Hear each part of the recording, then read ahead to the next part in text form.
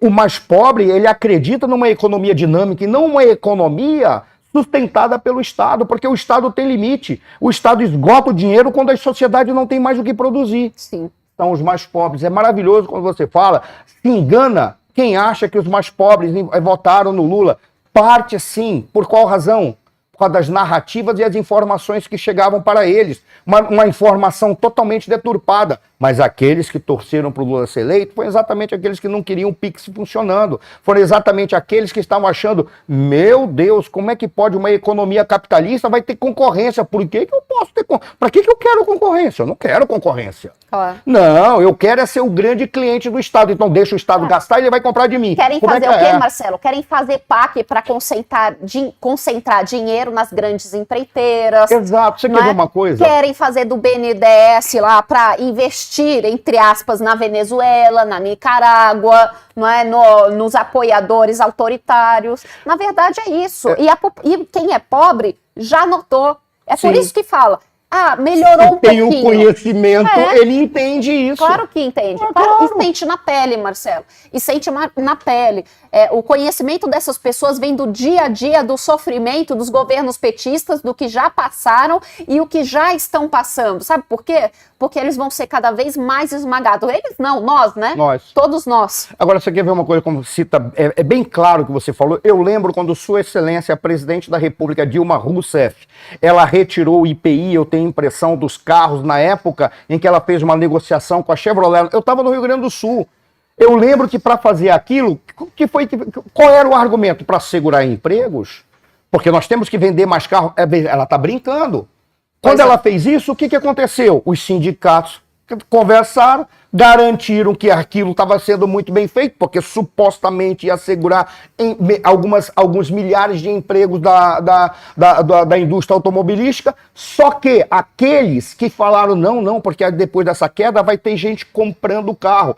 Toda uma avenida lá no Rio Grande do Sul que era dedicada à revenda de carros usados, aos trabalhadores mecânicos, todo mundo quebrou. Porque foi uma medida injusta para tentar resolver um problema e simplesmente, ao invés de deixar que a própria economia se regulasse pela competição, se regulasse pela concorrência, se regulasse pelo empreendedorismo. Ela fez isso para beneficiar um determinado grupo que estava lhe dando apoio. E assim conseguia contemplar as exigências do sindicato, para o sindicato acalmar aqueles trabalhadores lá da indústria automobilística. Isso me lembrou, sabe o que, Marcelo? Não vai fugir da pauta, não.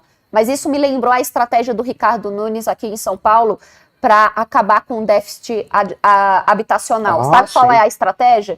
Levante-se mais prédios na Vila Nova Conceição, em Moema, na Vila Campo Madalena. Belo, Vila Madalena, Vila Clementino, Pinheiro, Berdizes, Pacaembu, Alto da Lapa.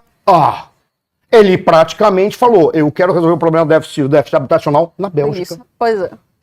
Porque a Bélgica é a Suíça do Brasil, de São Paulo. Leves prestações de 500 mil por mês. Pô, você tá brincando. E detalhe, como nós vamos fazer isso? Vamos fazer os estudos necessários, vamos. Problema de saneamento, problema da rede elétrica, ninguém sabe se vai suportar ou não. E o pior, retirou a fachada ativa. Sim. Quando retirou a fachada ativa, o que aconteceu? Simplesmente aqueles comércios que geravam emprego naqueles lugares, vazaram. Desapareceram. Por qual razão? Sim. Porque não tem mais. Mas ele resolveu o déficit. Quem está ganhando com isso? Algumas empreiteiras, claro, porque estão fazendo seus empreendimentos. É bom, interessante, mas deveria ser feito de uma outra forma. Por que ele não descentraliza o processo de geração de empregos e vai para os bairros mais afastados e faz com que as empreiteiras vão para lá? Porque uma empreiteira for criar um prédio lá na periferia, ela não vai poder cobrar 1 milhão a 2 milhões no apartamento. Vai ter que cobrar 150 mil. Não rende aquilo que ela quer.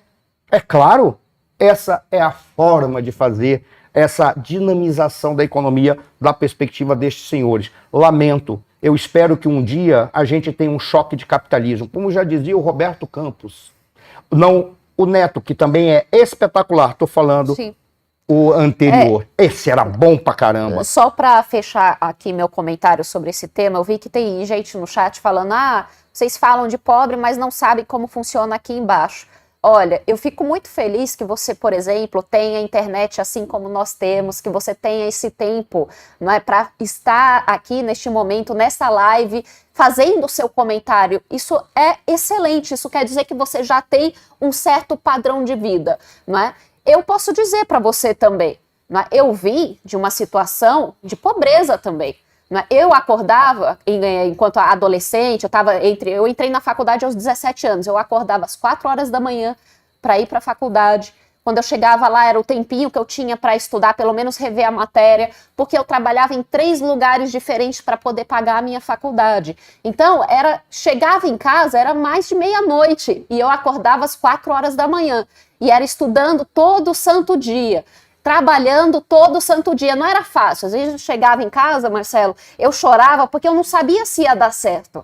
Não é? Eu não sabia se todo aquele esforço realmente iria retornar, não é? Porque a gente está no dia a dia. E aí é o ônibus lotado, que você não aguenta mais. Às vezes você passa de 3 a 4 horas, quando chove em São Paulo, dentro de um ônibus toda molhada, metrô lotado completamente. Então, vocês que não sabem da história de quem está aqui, não é, na frente da telinha de vocês, não é, vocês falam de uma forma sem conhecer, mas cada um aqui tem uma história, cada um aqui tem uma forma de superação, e eu posso te dizer, eu sei sim o que é estar numa situação em que você é pobre e você não sabe nem se você tem o dinheiro para amanhã conseguir almoçar. E essa é a realidade da maioria dos brasileiros. Essa é a realidade que a maioria vive. Não sabe nem se amanhã vai conseguir comer. Essa é a realidade. E são essas as pessoas, eu vou dizer, eu nunca pensei em votar no PT. Por quê? Eu sempre tive na minha cabeça o seguinte, não, porque o que te liberta é você conhecer, é você estudar, é você trabalhar, é você agir.